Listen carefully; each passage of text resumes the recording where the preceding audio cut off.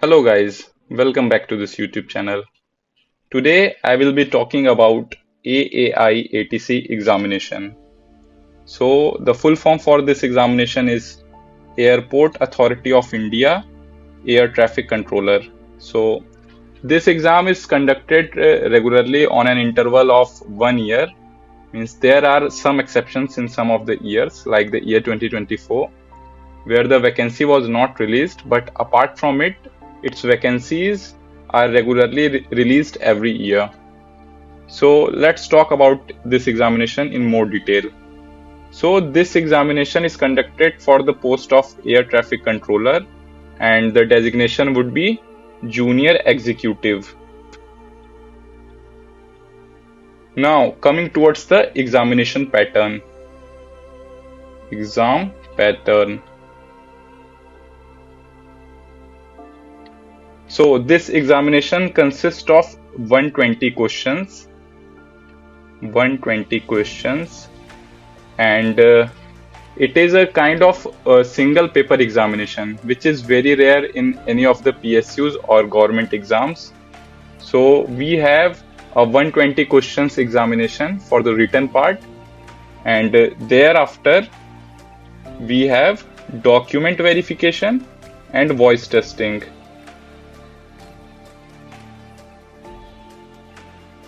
Which is generally cleared by most of the candidates.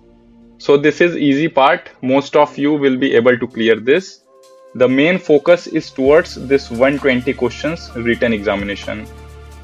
Now let's see what are the sections. So there are 120 questions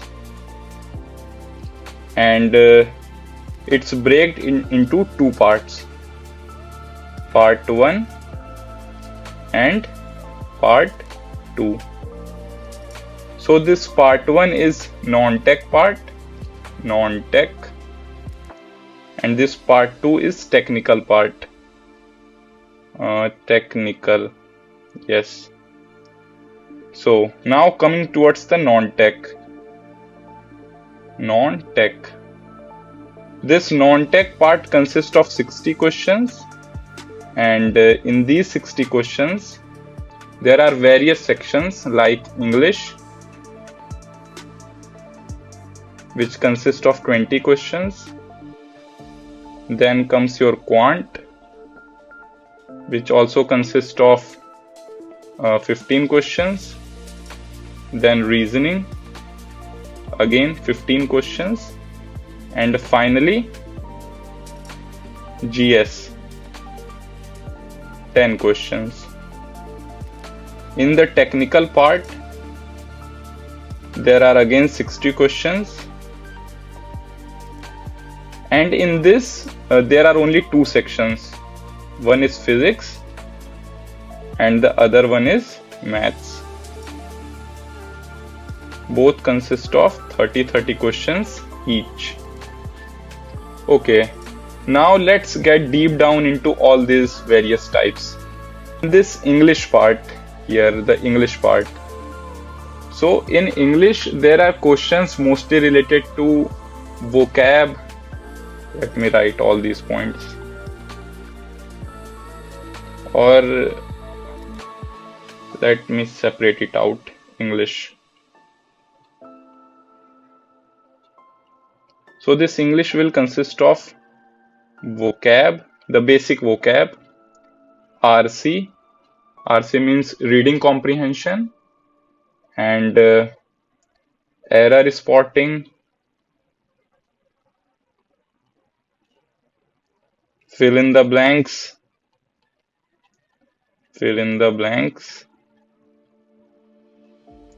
and if there are some areas remaining then you can just combine it into a basic grammar part. So this entire thing will be consisting for your English. Now coming towards the Quant section. Quant. So Quant will be consisting of various topics like interest. Interest means simple interest, compound interest, and your time and work. Thereafter, the CPSP part, the selling price, cost price, questions related to this, and various other quantitative topics which you must have encountered in other examinations. Now coming towards your reasoning part. Reasoning. So this reasoning part will be consisting of basic seating arrangement, mirror image, line puzzle, Venn diagram, and other reasoning other topics. I'll be telling about each one of it in a more detailed manner in a separate video, but this particular video is a kind of intro thing for a brief discussion of the overall examination. What else after reasoning? So yeah, then comes the GS part. So actually the GS part is what you can say, it's a kind of unpredictable thing. Unpredictable means you can't guarantee that you will be going to mark all 10 questions correct, but a basic syllabus which is observed every year is some static GK. In this static part, what is mostly repeated is polity and history. In history also, the ancient particular. So these things are generally repeated most of the times. Apart from it, you can also prepare current affairs. Actually, the main issue with this GS part is it's a kind of time-consuming thing. Time-consuming and less reward. Because even after preparing too much for this general studies, you can't guarantee that you will be having 8 or 9 questions correct. You can be sure that you will be getting 4-5 questions correct, but all things depends on the examination day. What questions are you getting, or you have read it once or not. Now coming the technical part. So in tech, as I have already mentioned, first is the physics. This consists of 30 questions. In these 30 questions, it is break down into the syllabus of class 11th and 12th NCERT, which most of us have already read during our schooling time. So these 30 questions will be coming from this class 11th and 12th NCERT syllabus. Means all the chapters which are mentioned in the book, all the chapters. So a general trend is observed is that around 17-18 questions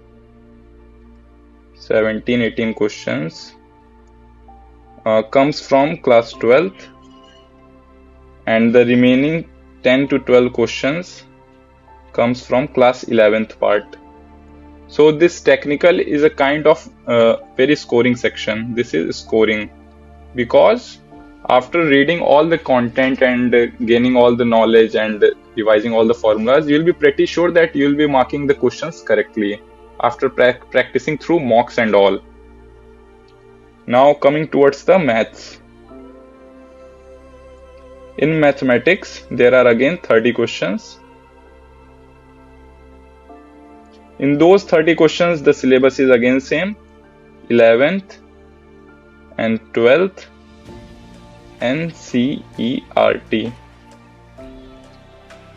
And again, all the chapters given in the textbook, you have go through all of them. And the question pattern in the question pattern for mathematics is around 50-50. Means 15 questions from 11th and 15 from 12th. 11, 12. So this is the overall examination pattern. Now comes the difficulty part. Difficulty level. Difficulty level. Most of you must be curious or may be afraid that you have read in 11th and 12th all the physics maths concept, be it engineering preparation or some other kind of preparation. So you may be afraid that the question will be of higher level or lower level. So the difficulty level is quite on the easier side. Easier side means for the technical part, the question will be solely on NCERT based formula. Solely NCERT based. If you know the formula, then you can easily do the questions. And for physics, there are some theoretical questions as is the subject, some theoretical and some conceptual, and some of the numerical questions. But for mathematics, most of the questions are numerical based, and it's solely based on NCERT. Means you can easily do the questions if you are well prepared. And for the practice part, you can go through the NCERT examples and other things. One thing which I forgot to mention, the eligibility criteria of this examination. Eligibility. So all the engineers, be it BTech or Bachelor Engineering or any other kind of engineering, if you are engineer, then you are eligible for this examination. And if you are non-engineer,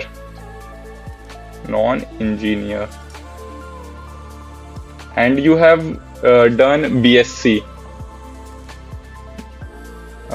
in maths or physics, then you are also eligible for this examination. The main requirement is that in your graduation, you must have read maths and physics, both maths and physics, as one of the subject in any of your semester. Means for the engineers, they go through the mathematics and physics subject during their first year. And if you have done BSc, then if you have done BSc in maths honor or physics honors, then you must have gone through all these two subjects during your graduation. So this is the basic eligibility criteria. I have already told about the difficulty level of technical part. For non-tech part, this is also on easier side. If you talk about GS, then I have already mentioned it's kind of unpredictable thing. But apart from GS, English is scoring, and quant reasoning is highly scoring. Highly scoring means if you have done good amount of practice, then you can easily score 15 out of 15 in both these exams. In both these sections. For English, you can easily target 15 to 16 questions out of 20. So this is the level of examination. If you have prepared well, then you can easily do these kinds of things. I'll be coming towards the effort that how much time you require to study all these things and from where you can study these things. Now coming towards the technical. For technical part, you can go through NCERT, read line by line and try to solve the examples. Some of the questions in this ATC examination directly come from the example, means the same question along with the same data. And if you are not a book reading person or you are not interested in reading, then I'll be uploading a playlist for maths and physics, maths plus physics, on this YouTube channel. So my main target for this playlist is, it would be a concise playlist, concise, conceptual and most of the topics covered. Most topics covered. So the videos will be short duration. Short duration doesn't mean that I won't be covering the topic or I would be skipping some concept. Short duration means that in the video I'll be just talking about the concepts. I won't be talking about what is going in the world or this or that thing. Means you won't be wasting your time in the video for any moment of time. You will be just solely focused on the concepts, questions, and everything related to the examination. So this will be a kind of unique thing in my video, which I'll be uploading soon. For the non-tech part, there are various YouTube channels, You can go through them and try to cover your non-tech part. And if time permits, means after uploading all the technical videos, if time permits, then maybe in future I'll be also uploading my non-tech part. Means just after completing the tech part, after tech, not before tech. Because for non-tech part there are various content on YouTube which you can go easily and check it out. But for the tech part, I didn't find any good resource where there is a complete playlist for free of cost and a student can easily learn. The best way is to read by yourself the NCERT book, practice the question for non-tech. But if you are not into reading or you are not aware that how to read and where to go, then my suggestion would be the video playlist. If any one of you is interested in joining a particular coaching, any coaching related to this AAI ATC examination, AAI ATC, then I think the level of examination means it's kind of easier side. So coaching is not required for this examination, not required. If you have time, or suppose you enroll in any coaching, then you'd be putting your effort and time for all the course content and all those things. If you put all those effort and time in your self-study, then this examination can be easily cracked, because the level is really very easy. And why I'm saying this easy word again and again, it's not because the paper is kind of straightforward or kind of thing. It's because the cutoff suggests the same thing, the cutoff of this examination. If I talk about last 2-3 years data, 2-3 years, then this year it's 2025. The cutoff for voice testing went to 108 marks out of 120. In 2023, this examination was conducted twice. For November or December, the exam was conducted once, and in the month of February, it was earlier conducted.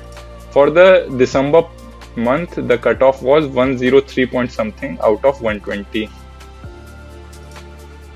For February, the cutoff was 95 out of 120.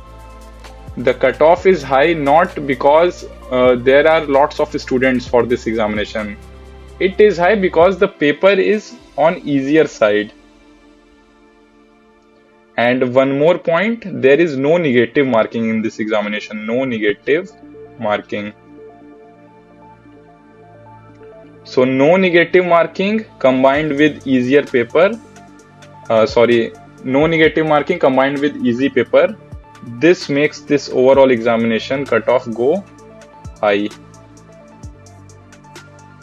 But it's doable because every year students are getting selected, and after preparing for, I think if you are very new to this thing, means you have not prepared well in your class 11th and 12th, or you have forgot everything, then I feel 3-4 months is more than sufficient to ace this examination. If you are a serious candidate who is willing to ace this examination, then go through my playlist, or the better option is go through the NCERT textbook, prepare for your non-tech part, and try to score as much as possible. Give the mock and all these things. And if you have any doubt, then comment it down. I would be replying each one of it. And if you are new to this channel, then don't forget to subscribe, because I will be uploading good quality content related to this AAI ATC examination in the upcoming time. Thanks for being with me in this video. See you in the next video.